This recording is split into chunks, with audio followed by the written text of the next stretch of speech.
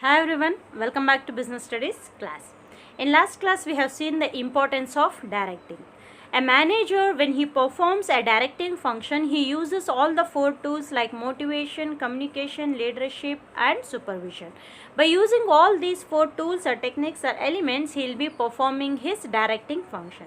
So how it will be important in an organization, or that is how supervision is important, motivation, communication and leadership we have seen in the last class.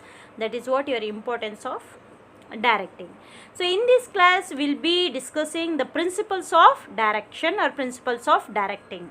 Say when a manager uses his four tools, the tools or the elements he has to use in a right manner.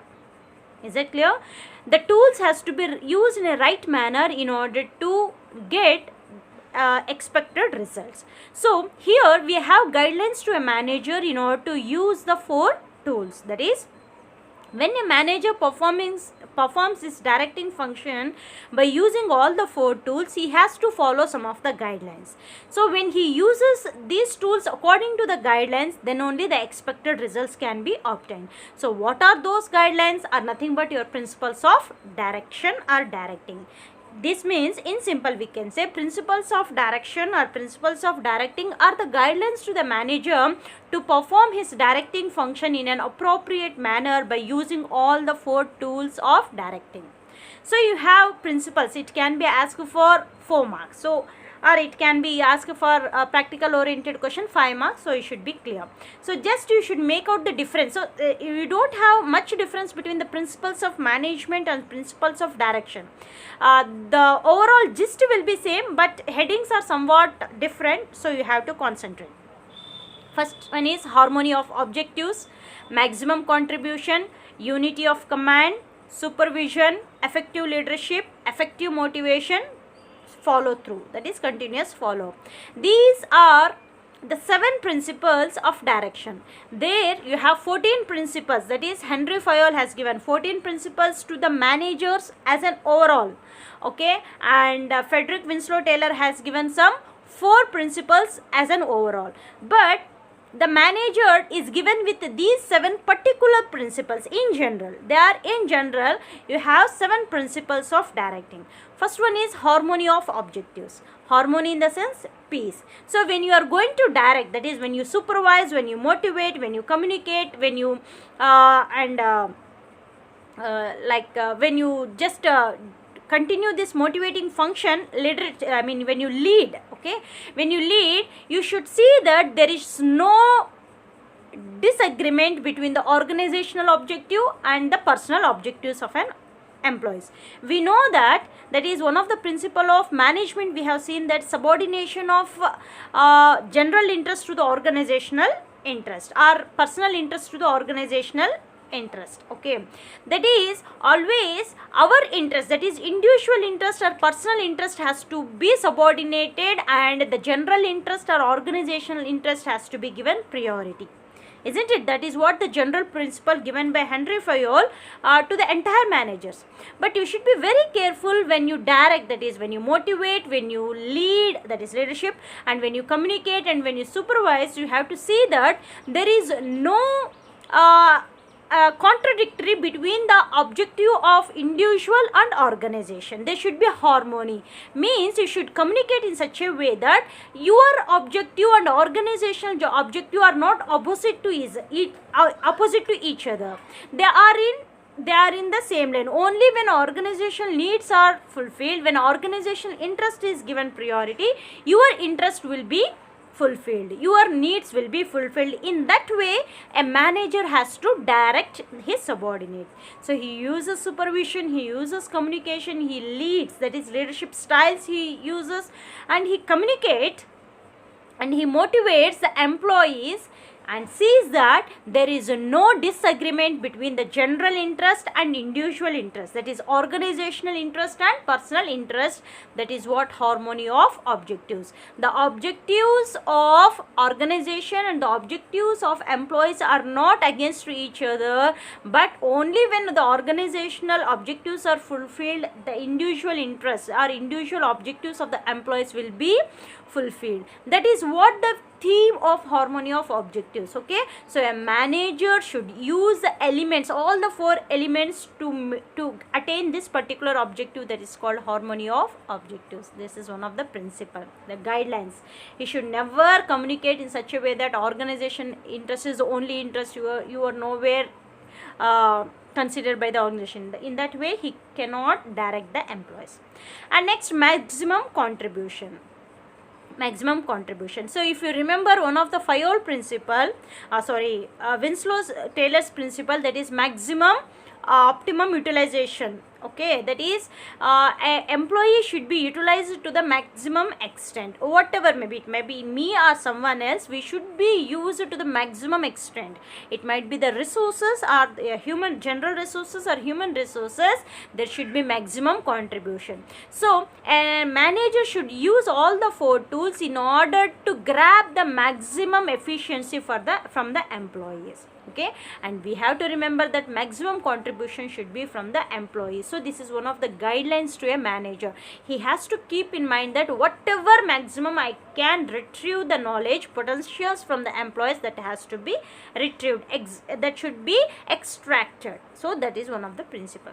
Then unity of command. We know what is this unity of command. It is just like your general principle of management, that is there should be a single boss. More bossism leads to what? Confusion and also absenteeism. So it's the same unity of command what we see in principles of management is same to the principles of directing. That is, you should see that your subordinates are sure that they have only one boss. If they have more bosses, generally what happens? Escapism starts, confusion starts, and even absenteeism will be the result of that. And next, supervision is also one of the principles. So supervision says that a particular, see, when you supervise, what is the importance of supervision we'll be seeing in later classes, but try to understand that one of the principle of directing is supervision. It means always supervision will be there. Though you are so confident of your employees, supervision should be there. So that is the principle, that is the guidelines to a manager. You have to supervise, you have to overlook. Then effective leadership. You should be an effective leader. See, when we go into the topic called leadership, we have different things like who can be a good leader, what are the different styles of leadership. So some people will be democratic in nature and some will be autocratic in nature. Those are the leadership styles we'll be studying in detail. But depending upon your subordinate, you have to use a right type of leadership style. Example, I'll tell you. Autocratic leader is a type of leader who will be having entire authority and just gives instruction to his subordinates, and always he says that this has to be done, that's it. Okay, means the subordinates does not have any flexibility. Okay, but a democratic leader is a type of leader who gives some type of freedom to the employees to work. Okay, these are the 2 types of leadership.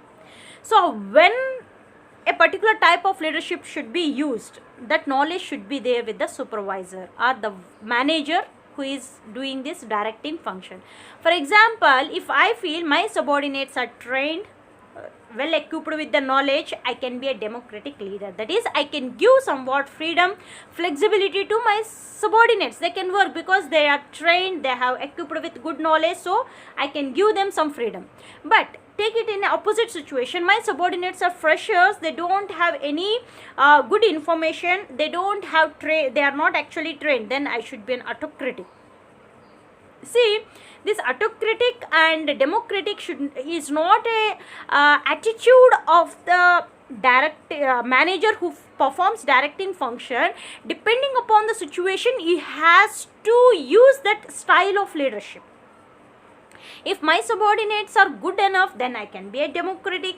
If my subordinates are not trained, they are freshers, then I should be an autocratic. So a effective style of leadership is one which is suitable depending upon your situation, depending upon your subordinates. Okay, so one of the principle of directing is appropriate leadership style or appropriate leadership qualities has to be in the manager who performs this directing function. Okay. Then effective motivation, it is also same. In order to motivate your employees, you have different techniques. You can motivate them through monetary terms, or you can motivate them through non-monetary terms. It all depends. So depending upon the situation, depending upon the subordinates, depending upon the resources what you have, you can motivate your employees. Is that clear? So effective motivation is one that is which is suited to that particular situation. So as a manager who performs this directing function, he has to opt a right motivation technique. When we get into the topic called motivation, you have so many motivation techniques, okay, monetary motivation techniques and non-monetary motivational techniques. So as a manager who performs this directing function, you have to pick up the right motivation technique tool in order to motivate your employees. So all employees are not motivated with the same thing. People are different. I might be motivated if you example I am telling, I might be motivated if you offer me something, but someone will not motivate if you offer something like monetary benefit. I am just giving an example. It means some might be, depending upon the expectation of the one, you should start motivating. So that is the necessity of a manager to identify the necessity of that particular employee to whom you are using this motivation tool. So I might be motivated with one factor, but some other employee might be motivated with some other factor. So you cannot, as a manager who is performing this directing function, cannot motivate me and some other employee with the same motivational technique. Is it clear? So effective motivation is one of the principle which says that you should pick up the right motivation tool or technique in order to motivate different employees of your organization. And lastly, follow through, that is continuous follow up. Always you have to check what you are doing is fruitful or not. You are instructing, that is you are supervising, you are motivating, you are leading and you are communicating, but see whether you are getting some feedback from it or not. It should not be like one way, it should be two-way. Like even you should confirm that, you should ensure that your employees are motivated, your employees are your subordinates are led by you, your employees are getting some information through you. Like this you should have such follow up, means you should always have continuous follow up over the things what you carry on. So these are the principles of direction. So a manager, when he performs a function called directing, he should keep all these things in his mind. These are called guidelines to a manager who performs a directing function. I hope it's clear. We have a next topic called meaning and importance of supervision. We know supervision is one of the element of directing, or it can be tool or technique of directing. So as per our syllabus, we will be studying only the meaning and importance of supervision. What is supervision, who is supervisor, and what is the importance of supervisor.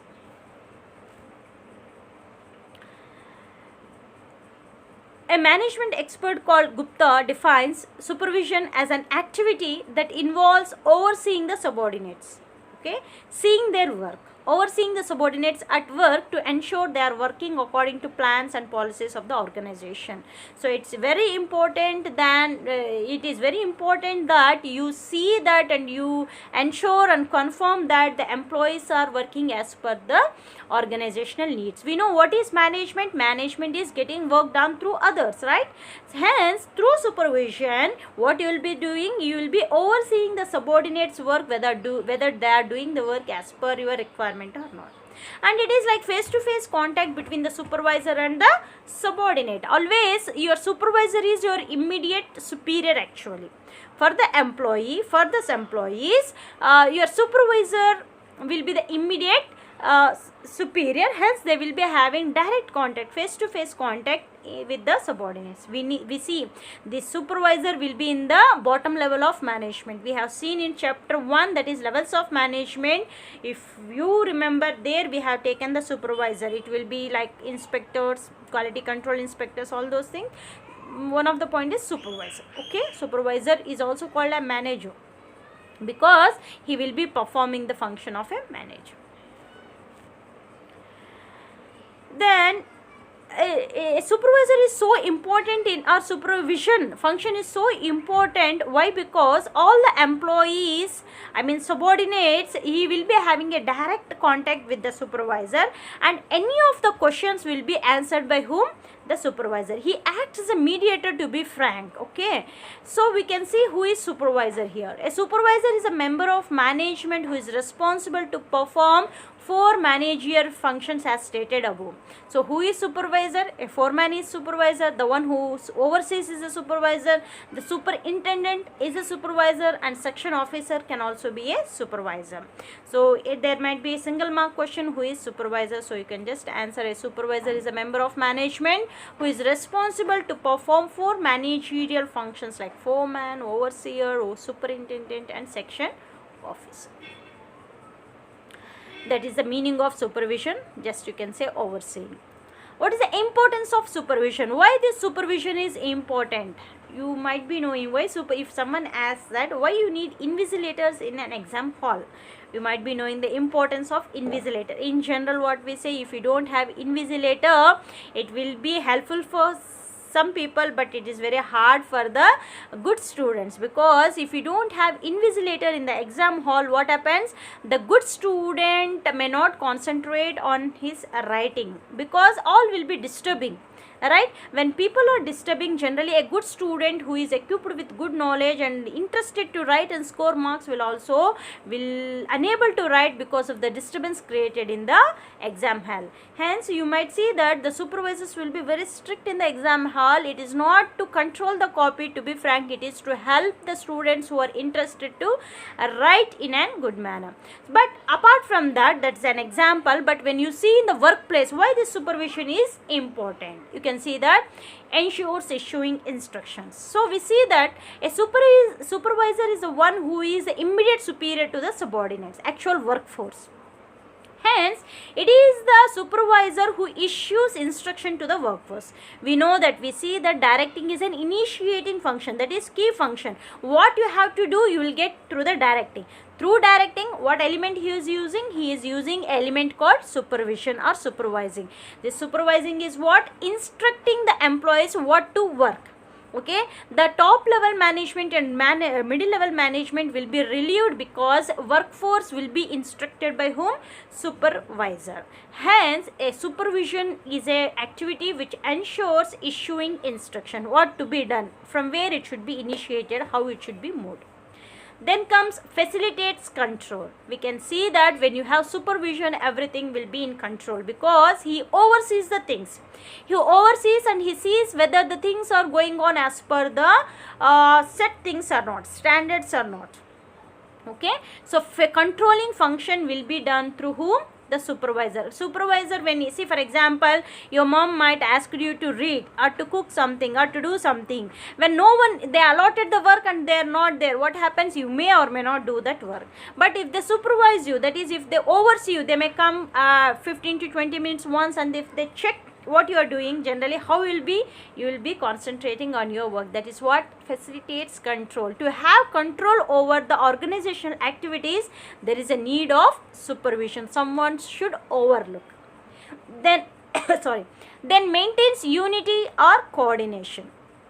So we see that coordination is an essence of a management. Every part of the organization we need coordination. So your supervision ensures coordination or maintains coordination. Why? Because always we have to remember that the people attitude may not be same and there may be the conflicts. But when you have a supervisor, he will be the immediate superior. Through his supervision, that is overseeing towards the work, he brings coordination. It is he, through his communication and through his motivation, he makes people to coordinate with each other, because he is the immediate. If they have any issues, they will directly contact the immediate superior and he will be available very easily, to be frank. See, if everything has to be taken to the owners, that may not be possible. Simply impossible, we say. But so there is someone who is immediate to you, to whom you can address, to whom you can take your issues and you can get some solution. So in that way, unity among the people or conflicts among the people will be avoided, and there establishes coordination and unity. and it facilitates communication. Your supervisor facilitates communication. How? Because he acts as a mediator. Your problems will be told to the workforce problem will be told to the supervisor. He then takes that to the next level of management. The answers what the management has given, that will be brought by the supervisor to the workforce. In that way, he will be helping to communicate, act as a mediator between the superiors and subordinates. And lastly, feedback. See, whatever the organization, whatever the top level feels about the workforce, that will be passed through supervisors through the workforce, like communication itself. And when the work is given allotted to by the top level management, and that will be instructed by the supervisor through his workforce, he gives the feedback to the management that the work has been done or not. Whenever the superiors want to know what the work has done or not, they don't go to each and workforce and ask. Each and employee, they don't go. They just call the supervisor and ask whether the work has been done or not. So he will be there to give the feedback to the upper levels or the above level management. So this is the importance of supervision, and we have seen the meaning of supervision. Who is supervisor? That is also important. And apart from the importance of supervision, we see that he instructs, he gives the orders, he sees that everything is in control and going everything as per the orders of the top level. And then he brings coordination among the people, because he will be immediately available. So any issues, they can directly address the supervisor and get it solved. Hence it brings coordination and unity among the work. And he facilitates communication, because he acts as a bridge between the top level and the superiors and subordinates. Workers, whenever they have an issue, they can take that to the supervisor, and through supervisor it will be taken to the owners. In same way, he will be there always. He is a person to give feedback. The feedback may be to the employees, or feedback may be to the top level management. So he will be acting as a bridge, we can say. So this is the importance of supervision, which can be asked for 4 marks. So in this class, we have seen the principles of directing. If you are performing the directing function, what guidelines you should keep in your mind. Okay, only after studying those guidelines you can go with the directing function. Then we have seen what is supervision, what is the importance of supervision. Okay, so in next class we'll meet with the next topic. Okay, till then, take care. Bye bye.